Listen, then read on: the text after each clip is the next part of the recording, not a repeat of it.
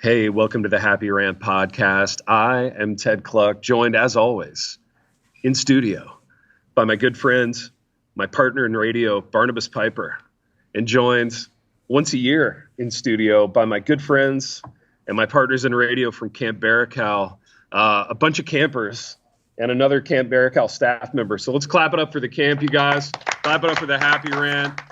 We got a lot of energy in the room today, Pipe. It's just been magical up here. And like all earnestness for a minute, I do love this place so much. I love Camp Baracal. It's way up here in the north woods of Fairview, Michigan. And we do high school camp for a week. I get to speak twice a day. This is just the greatest for me. It's good for my soul, good for my person, good for my family, and just fun to be with these people. So.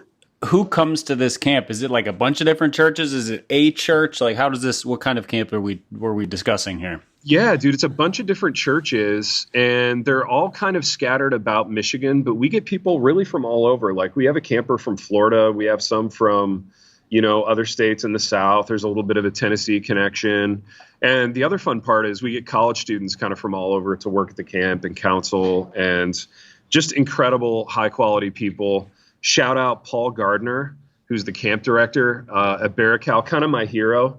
He's on my Mount Rushmore of cool people that if I could choose to spend time with anybody, PG would be on there. Just a great guy, walks closely with the Lord, very humble. I feel like camp directors only go one of two ways. Mm-hmm. They're either like Nurse Ratched or they're the coolest person ever. There's no in between with camp directors. Well, dude, and the funny thing about coolest person ever is that PG is exceedingly cool and kind and timeless with like 0% effort. You know what I mean? Like, he's not trying to be cool. He's not trying to be like the guy that relates to you about music or movies or whatever. But he has this way of like just naturally relating to everybody, which is incredible. And there's another thing related to PG that I want to talk about. This is actually going to be a segment, but because we're in it now, I wanted to bring this up. We were at breakfast this morning, and somebody had one of those like coffee contraptions that looks like a chemistry set. And you know what I'm talking about? Yeah. With like the little beakers and vials. And there's literally a version of those. It's called Chemex, and so it's like yeah, they've just given in. This is just a chemistry set. Yeah, they've totally given in. And I asked whose that was. And somebody indicated that it belonged to the camp director's wife. And I was blown away because they're older than us, and I'm pretty old. And, this woman, like she makes her own yarn, like on a loom, like she makes her own fabric. She wears these like really elegant pieces of clothing that she's made. And it occurred to me, she might be the original hipster. You know what I mean? Hipsters spend like tens of thousands of dollars trying to emulate what this woman does, like naturally. She just rolls out of bed and is like this, but like it's a whole persona, like it's a whole thing for hipsters. Do you guys agree? For sure. Yeah, she's incredible. So I don't know that aren't hipsters just sort of an airbrushed version of hippies? Well, kind of. That's the thing, though. I feel like there's a kind of. Oh, and the Lemon Bar has entered the podcast. I hear. Yeah, shout out the Lemon Bar. Yeah. Shout out my guy Dave from the kitchen. Dave he's learned something very important about me, and that it's my love language is special treatment. So Dave just like goes in back and like produces food for me on occasion and brings it out on like a special plate, and I just feel like $1 million because of him. Do you want me to ruin it for you? Yeah. Okay, these were made for the counselors, and that's a leftover. Oh, son of a gun, dude. I just found out that these were made for the counselors, and this is a leftover. But you know what? It's still special to me because Dave brought it, and it was full of love because I could see the look. There's a fine line between leftover and saved one for you. So exactly. We'll go with that. I'm going with saved one for me, like in the way that you would save something nice for a child, like for a toddler. That's basically I saved you the refrigerator box, like that kind of thing. Exactly. It's like they're happy with the rubbish. Yeah, exactly. That's me. I'm happy with the rubbish. I'm like, I'm like Ruth in the third chapter of the book of Ruth, tying it into my lessons this week. But Pipe, I want to talk about, speaking of the Bible and speaking of theology, I want to talk about a little company that has lavished some special treatment on us in the past few weeks, and that's a company called Visual Theology. They make amazing products. They make amazing ironic Wheaties boxes with our images on them that they send. But I was going to say, but not for everybody, only for certain people. Exactly.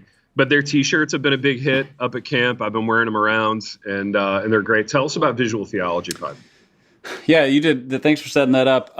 So Visual Theology started with, they just did a book a few years ago, and it was really cool visual representations of different parts of Scripture. So you hear, I mentioned in last week's promo, the story of Gideon, where there's 300 people versus, 120,000 people, or you hear about 10 plagues and all these different things, and they put all of these into visual representations to make these what can be pretty easy to gloss over in Scripture kind of come alive. I was scrolling through their website this morning, actually looking at some of the posters they do, and there was one that I was kicking myself that I didn't have about 3 weeks ago, because I was reading Exodus with my kids, and there's just this real detailed explanation of what the priests wear.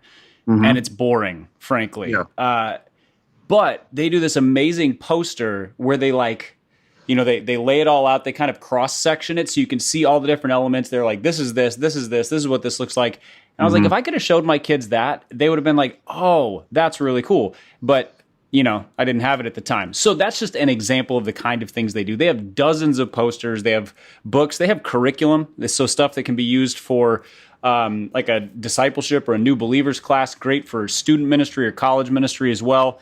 So listeners, if you go to visualtheology.church/happy, that's the link where you can get our discount code. So visualtheology.church/happy, you can check out all their products and then just use the code HAPPYRANT in checkout and you'll get a 20% discount off of everything. Be sure to explore their memberships as well. They're inexpensive, so if you work at a church or if you're a teacher especially, these would be great options. You get access to all the posters, you get discounts on the books, they have discounts on any new products they come out with. That's all on the website as well. So again, visualtheology.church/happy, use the code HAPPYRANT and get that 20% discount. Incredible, Pipe. Great promo work, as always. So Ron's not here this week. I didn't mention that at the top. Where's Ronnie? Do you know? I think he just said he was traveling. Yeah. I think it's a family thing this time, not a retreat or a sabbatical or a consortium or what else does he do? Who knows? Conference, America's favorite itinerant pastor, Ronnie Martin. He's around once in a while. But Pipe, what did you guys talk about last week without me on the show? I feel like I missed very few apps. Well, we thought we would just go deep on critical race theory because we know that makes you uncomfortable. No, that's not true. We did a Man of the Cloth episode and just talked about, because I'm kind of new to pastoral ministry and Ronnie's been in it a little longer and we come into it from kind of unique backgrounds. And so just kind of talking about what have we learned, what's been a surprise, what was a surprise for him, those kinds of things. So just pastoral ministry in a happy rant way. Dude, I love it. Piper, I want to introduce something in somebody that we never have guests on the program, but because I'm here at camp, we have a really special opportunity. I have Erin Crandall with me. Erin wears many hats here at camp, including literal hats. She wears what she calls her business bonnet. And that's there's kind of an out west theme this week at camp. So I've seen Erin wearing like Amish dresses and bonnets, meaning that she looks like pioneer women. Yeah, pioneer women. Yeah. She looks like 2/3 of the women in our church. She looks like the cover of all of Ronnie Martin's favorite books. Absolutely, yeah. She could be on the cover of one of Ron's favorite novels. But anyway, we were having breakfast with Erin this morning, and she laid an unbelievable theory on us related to coffee and kind of the culture of coffee and the culture of just some other things that we're dealing with in this context in 2021. So I'm going to introduce Erin. She is from Muncie, Indiana, God's country. Shout out Muncie. So we know that she is a great person Alrighty. So, Aaron, welcome to the program. And I'm going to ask you, if you would, to just kind of introduce the idea that you introduced to me this morning, and then I want to get Pipe's feedback on it. Okay. Yeah, so we were talking about caffeine in general, and I mentioned that I don't actually drink any caffeine. I stopped drinking caffeine a couple years ago when I finally figured out why I was having anxiety issues. So I started having a lot of anxiety issues shortly after we got married. And throughout my 11 years of marriage and different pregnancies, I started thinking through when was my anxiety the worst? When was it not the worst? I totally blamed hormones and birth control. And then it all came clear to me that I started drinking a lot of coffee when I got married, and I stopped drinking it when I was pregnant. And I would pick it back up again. And my anxiety is always so much worse and almost uncontrollable when I'm drinking a lot of caffeine. And so I looked into it and I stopped drinking caffeine altogether. And almost immediately my anxiety got better. And so the more I read about caffeine and how it affects anxiety, and the more I thought about the culture that our young people are living in right now that seems to be just so much more anxiety and depression issues than it used to be. Now, I don't think it's all caffeine. I'm also not a doctor or a scientist, but I've learned recently you don't have to be either of those things to have strong opinions. And that's it. And we're neither of those things too. Yeah, or to be a medical expert. You can be a medical expert with none of that. I can have some pretty strong theories and opinions and force them onto people pretty easily. You tied it in, and this is what I thought was brilliant about this morning. Oh, the Friends thing. Yeah, you tied it into the show Friends, which introduced coffee and narcissism. Yeah, so in the 90s, I'm in high school that time, and the Friends show is on. And prior to that, no one is going to coffee shops and hanging out all day drinking coffee. And there's not coffee shops on college campuses, and coffee shops aren't really a thing until Friends comes along and makes it this super cultural thing. And then Wi-Fi too, allowing people to work at coffee shops and study at coffee shops and spend their whole day just drinking coffee after coffee. And kids drinking coffee at a young age. I didn't drink coffee until I was an adult. And it was because I decided as a grown-up I should either learn to drink coffee or learn to drink beer. And I decided coffee was the better option. And I think that's debatable. I was going to say, there's some question. Also, it's not an either or. For me. And then so we started talking about what if we had our high schoolers hanging out at pop shops all day? Yeah. Just drinking caffeinated pop. What if the arbitrary thing was pop or soda instead? For our southern listeners, pop is what you call Coke. For our eastern listeners, that's what you call soda, just to step outside the region. So if you're going to make a store out of it, it has to be called a pop shop. So you'd have some little hipster barista, but instead of pulling a latte, she would be pulling a Diet Pepsi and writing your name on the can. And I can't imagine. Sounds like a soda fountain to me. That's true. Yeah. I guess that was the thing that existed. It's already we thought happened. we were so clever this morning. But I'm thinking I can't imagine sending a young person to a pop shop to just drink sugary caffeinated beverages all day. But yet that's what we do as a culture. We sit and drink sugary caffeinated coffee all day. And then we wonder why we're jittery and on edge all the time. Yeah, and is it coincidental that anxiety and depression have increased so dramatically in the last two centuries? No, what is it? A decade. Decades. 2 centuries, 200 years of hipster coffee shops. It's been a long week. Feels like it. Yeah, we're still kind of kicking the tires on this theory. Yeah. What are your thoughts on it? Do you think it has legs? Yes or no? Well, I'm of very mixed feelings right now. So we're going to start with the feelings and then we'll get into the facts because reactions are more fun. I'm here for anything that blames Friends for bad stuff. So yes, dude. I'm down with all of that. Let's go. I am strongly in defense of drinking coffee, though. Now, I only because it doesn't affect me that way. So clearly, if it has no negative effects on me, it should be fine for everybody, right? It doesn't make me anxious. Everybody should be fine. Just legalize what's good for me. When I read about caffeine, it did clearly say if you're prone to anxiety, it will amp it up. Yeah. So being prone to it, it does not cure my anxiety. In fact, COVID made me go on anxiety meds, even with not drinking caffeine. So I'm definitely prone to it, but the caffeine really amped it up. Interesting. So Piper, I have a kind of a ancillary theory to this, and I want to hear both of you on it since you're both not doctors and not even close in any way. My theory about hipsters has long been these people get up in the morning, they immediately start pounding like rich dark coffees. At 5:01 p.m., they switch to like hoppy IPAs. I think they're just massively dehydrated and that their organs are going to crumble like an old scone. And I wonder if that has something to do with the anxiety as well. Your thoughts? Well, there's become a culture of like the sustainable water drinking. So like every hipster has like a Camelback or a Nalgene or a Clean Canteen or a Hydro Flask. Like there's a billion high-end water bottle companies now. So I feel like they might be counteracting it well.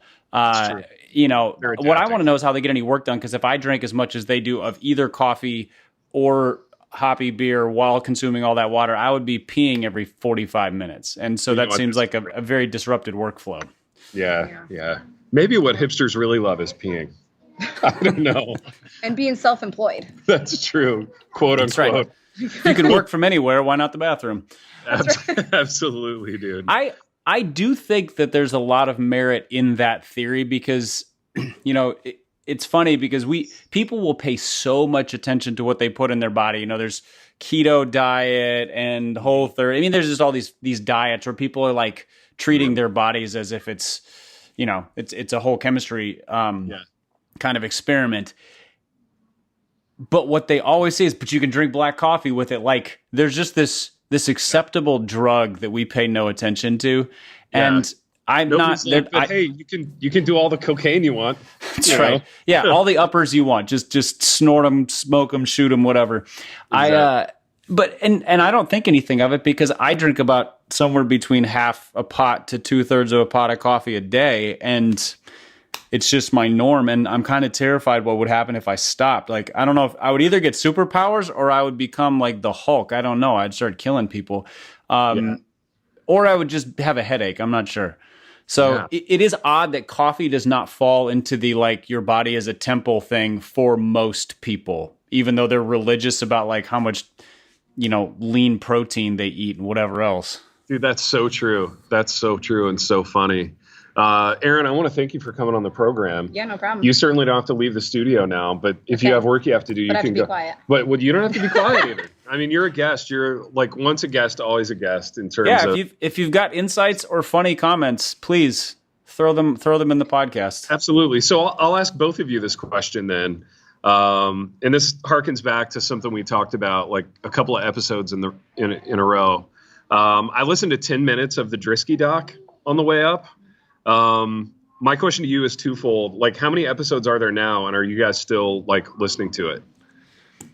I think there's 4 out now, and they come out once a week, so it's not, you know, it's not like a scramble to keep up with it. If you you know, if you're a regular podcast listener, I'm keeping up with it because I've really liked how they've kind of examined it from a bunch of different directions. They're interviewing people who were there, and it's absolutely not a like just a hit piece. If it was a hit piece, I would have given it like 8 minutes max and been like, oh, these people just hate Mark Driscoll.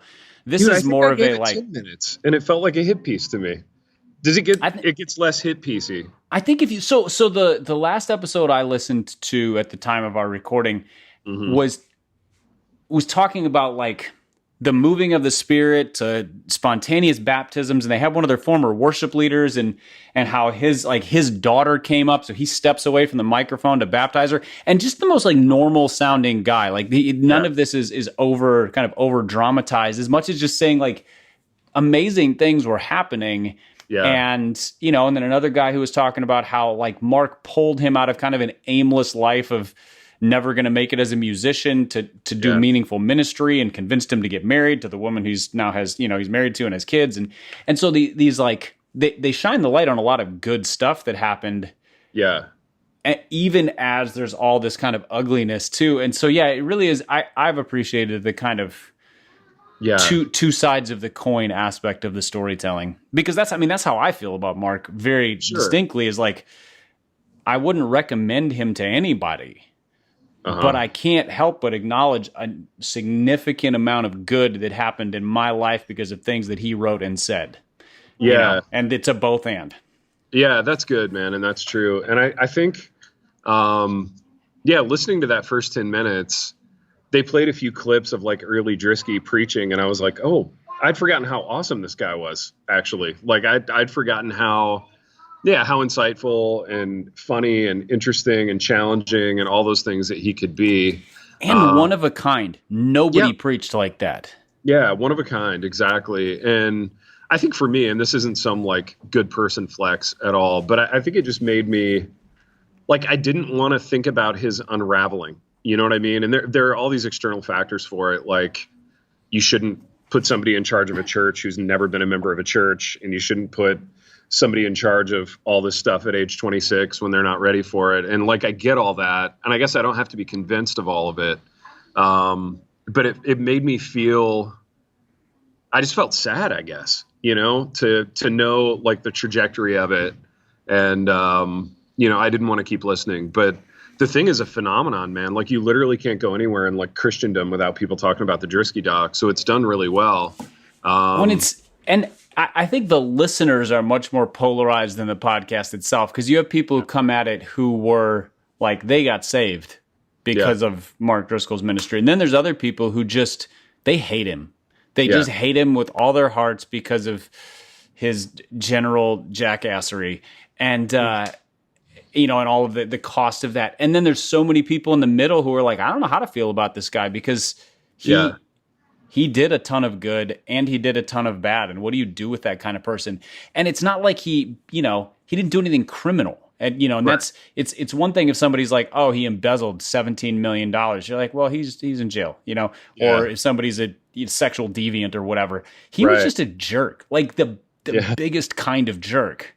Well, and that it's so interesting that you say that, because that's like a different category even than like heretic, you know? Yeah. I mean, it's one thing if somebody's spreading false teaching and, you know, you push back or you draw lines or whatever. But yeah, I mean, it's basically like, this is a guy that a whole bunch of people liked, and this is a guy that a whole bunch of other people really didn't like. And I don't know what to do with it. Maybe my struggle with it is that like, it's just a new category. You know what I mean?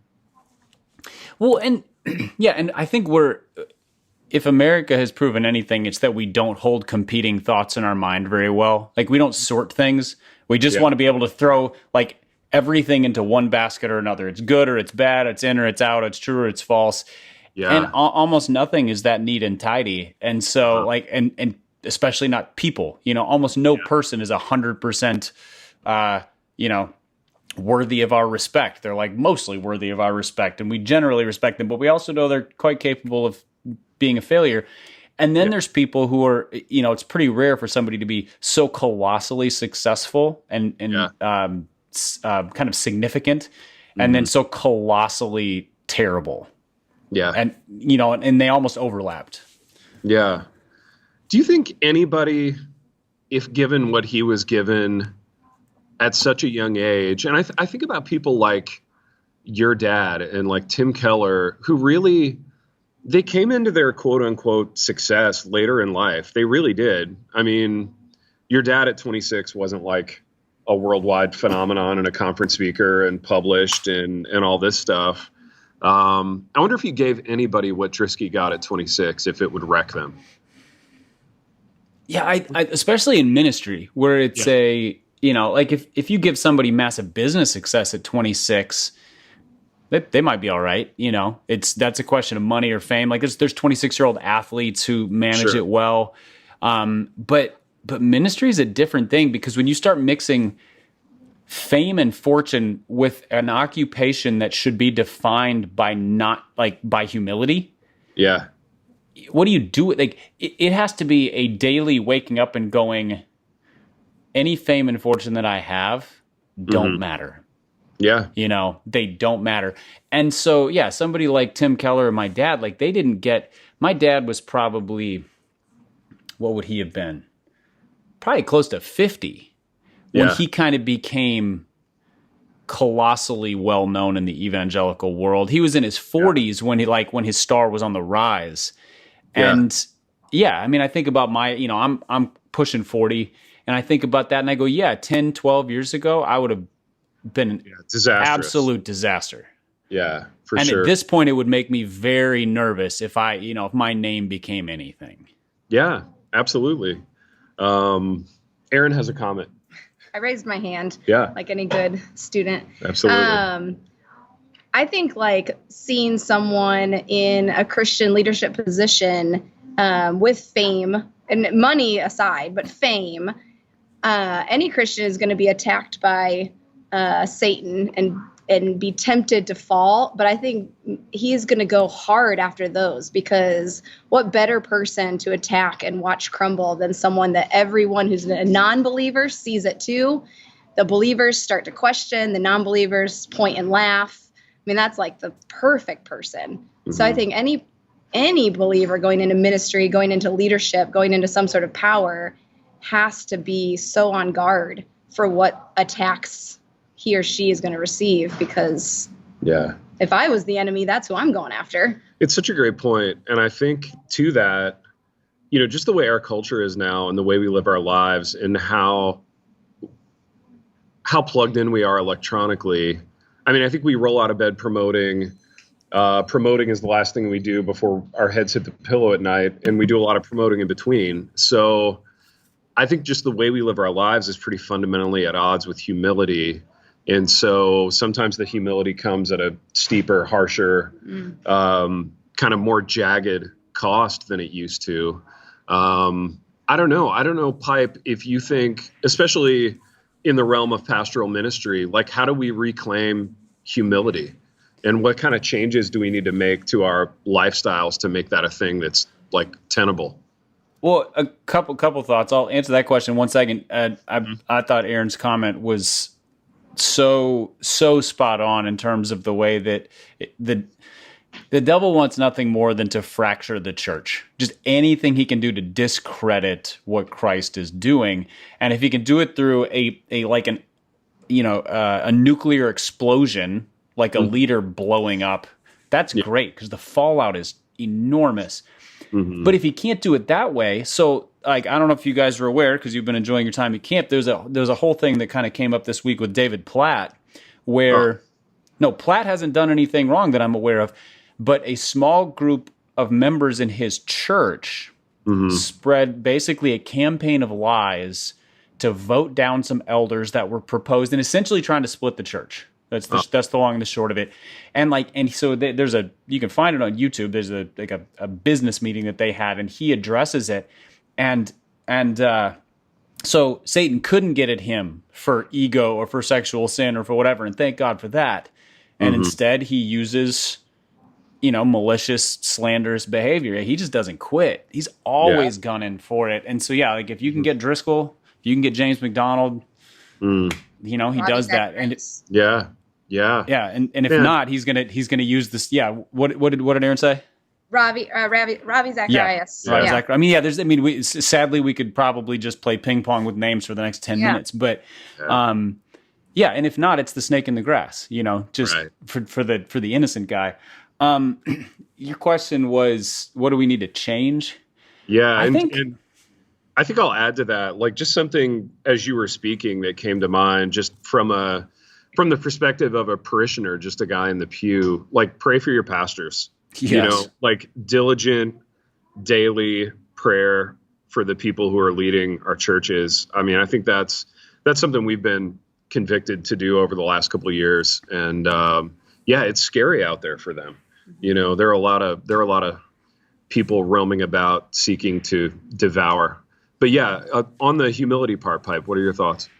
We were just talking about this at a meeting, an elders meeting earlier this week at church, and the pastor who was leading it brought up the text that says, "Shepherd the flock of God who is among you," and that phrase "among you" is so significant, because I think a huge part of where we go wrong in ministry, and I include myself in this number as it's a temptation, is to pour our energies into anywhere beyond the scope of ministry that God has handed us. The internet has completely broken our ability to see our limitations. What a great point. I saw, I think it was Michael Ware tweeted the other day. He said, we're not designed to be aware of this much information and anxiety in the world. Like our brains are not designed to handle this. And so, on the one hand, we're intaking so much info. And on the other hand, we have reached to people we have no business having reached to. Mm-hmm. And then there's such a like titillating aspect of like people reaching out and saying, I get hit up on social media where people ask me questions they ought to be asking their pastor. Sure. Mm-hmm. And that's generally my response is like, do you have a church? You should talk to your pastor about this. And they're kind of like, well, he's not any good. I'm like, well, I'm sorry, but it's still, I'm not the pastor of the internet, and neither is, David Platt or whoever. And, and so I think that among you aspect, if you're at a church of 300 people, you got 300 people to shepherd. If you're at a church of 1,000 people, you got 1,000 people, and you probably need a lot of help because that's too many people for a pastor. And and I think that's an aspect. I mean, but real frankly, I think there's just the thing that I see in guys like my dad, and my dad and I have plenty of differences, but there are so many aspects of his life that I look at and I go, well, I would like to emulate that. And one of them is he just has never thought more highly of himself than he ought.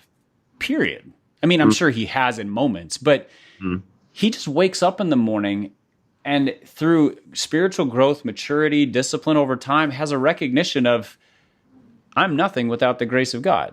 Well, and if you start there and he, it just flies in the face of ego. It flies in the face of self-promotion. It flies in the face of kind of the self-helpy mindset of like, I am enough for me kind of thing. Like, it just turns the eyes to Christ, and you're like, well, I'm not anything. I can't accomplish anything. I can't save anyone. I can't write a word that helps anybody.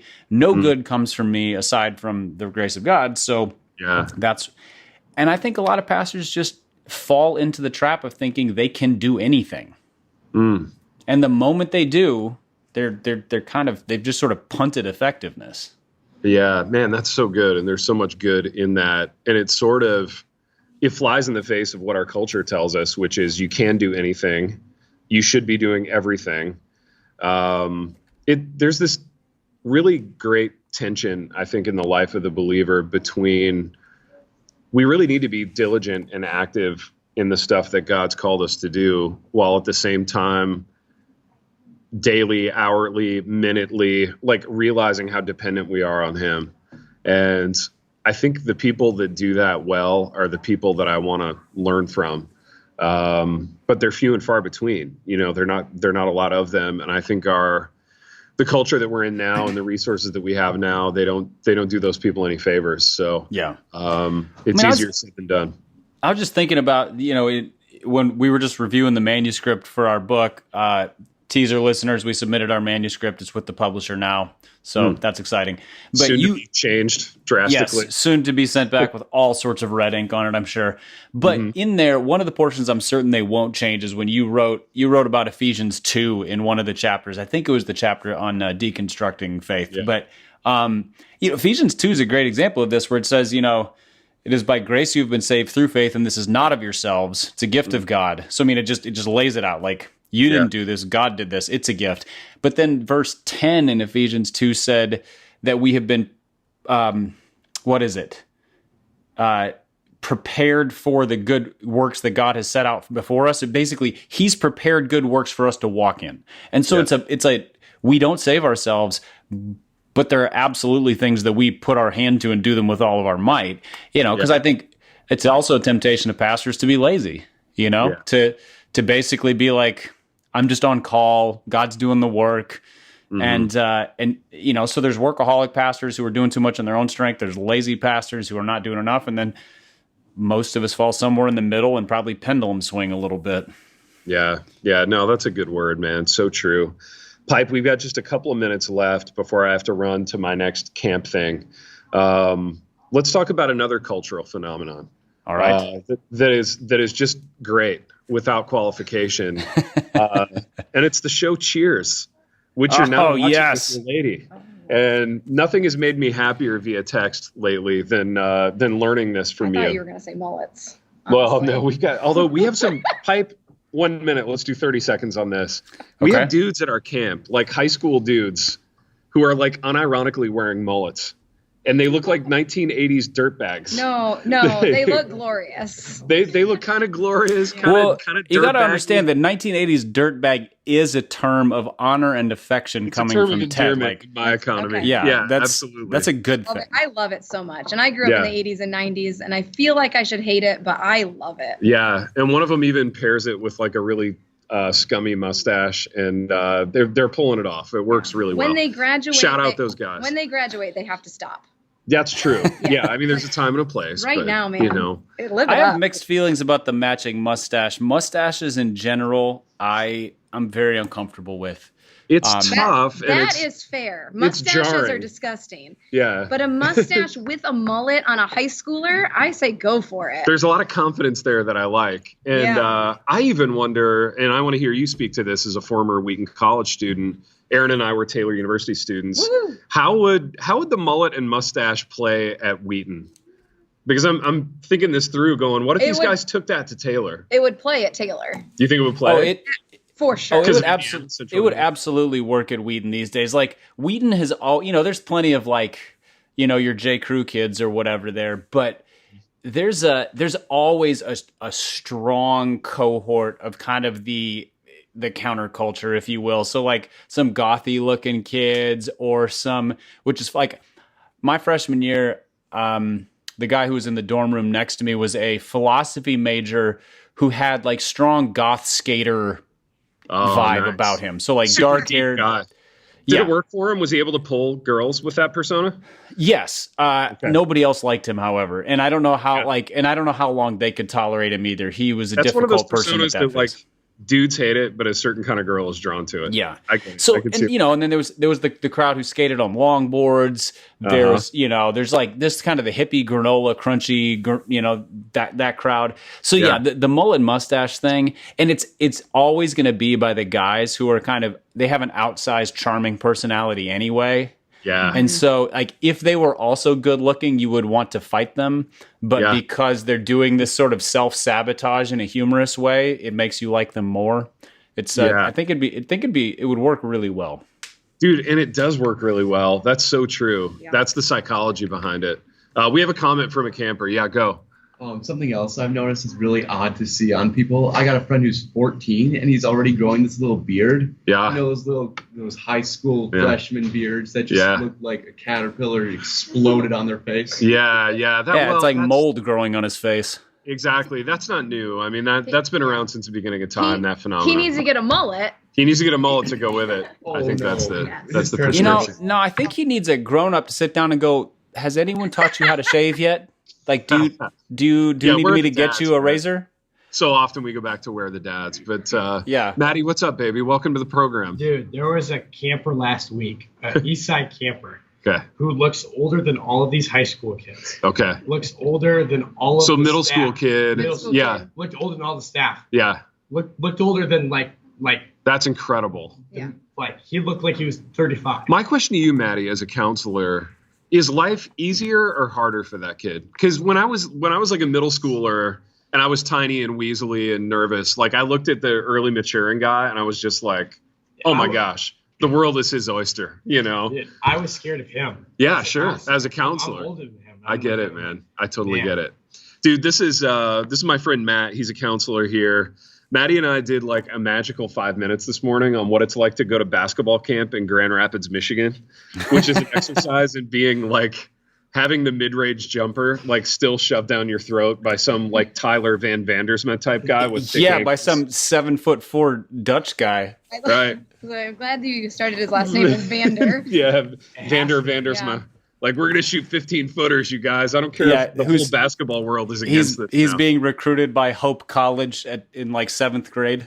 Yeah. Exactly, man. Exactly. Dude, I played college basketball at a small school in Grand Rapids, but I went to basketball camps for Hope and Calvin, both of them. You just go there, and it's just like it's middies all day long. Dude, middies, big 6'6" Dutch dudes, just shooting middies, launching high post work. I love it, man. I would fit in at that camp. I might be too old to go to the camp, but I bet I could go there. I bet I could get 12 points a night just on my mid-range, my little baby hook, You could be the speaker at the camp. I could be the speaker. That's right. That would be amazing. But don't basketball camps require that you do some sort of magic or like dribbling tricks or whatever? Like spin like 10 balls at the same time. Yeah, or like you have to beat one of the camp, like you challenge a camper to horse or something like that.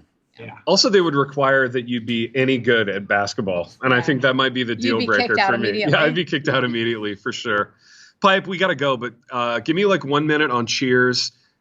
Is your lady still liking it? And like, where are you guys at? Like, what episode, what season? Oh yeah, I don't know if she's watched all the seasons before, but she's seen more of it than I have. Nice. I just have never watched it ever. Like, because it was on TV when I was, like 6. So a little young. And so just came around to it. And I just kind of assumed it would be really hokey. Yeah. And it absolutely just stomps on any sitcom that has come out in the last 10 years. Amen. It's so funny, and I'm such a fan. Every character works. And I think we're 2 seasons in, so we haven't even been introduced to all the characters. Like Frasier's not there yet, anything like that. Yep. But they all work, and Norm and Coach hold it down as my absolute favorites for now. Shout out Coach Ernie Pantuso, legend. Yeah, so yeah, like even the stuff that's like inappropriate, and I'm sure would have been very scandalous in 1984, is kind of like tastefully scandalous now. Like there's nothing in there that's grotesque, and it's just a brilliantly written show. It's kind of charming and quaint. Yeah. Well, it makes me really happy that you guys are watching and enjoying, and we'll keep doing Cheers check-ins as you guys meander through. But speaking of media that the whole world needs to know about, Pipe. Talk about Dwell Bible, our other sponsor. Oh, I would love to talk about Dwell Bible, our other sponsor. Listeners, Dwell is an audio Bible app. If you go to dwellapp.io/happyrant, dwellapp.io/happyrant, you can check it out and see their discounts for our listeners. We've talked about them for a long time, but they're continually evolving, adding new Bible versions, new narrators, new musical backgrounds, new listening plans, all sorts of new features. 2 of the features that they've added in the last few months that are really cool, they have a sleep feature, so you can actually set a timer on it. You can fall asleep or put your kids to sleep listening to scripture. And then they have a read-along feature, so in the app, if you're somebody who really benefits from the reading and that helps it stick in your mind better, you can do that as well. Just in general, an audio Bible is a great way to get scripture into the parts of your life where it's tough. If you're in the car a lot, if you have small children, when you're at the gym, those kinds of things where you can't really read easily. So right now they're offering a 33% discount for our listeners off of their lifetime subscription. It's about a $50 savings, or a 10% discount off the annual subscription. So again, it's dwellapp.io/happyrant. Check them out today and be sure to subscribe. And I think you can actually buy it as a gift for other people. So if that's something that somebody else in your life would benefit from, you can do it that way as well.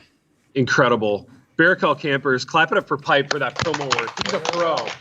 He's a pro's pro, doggone it.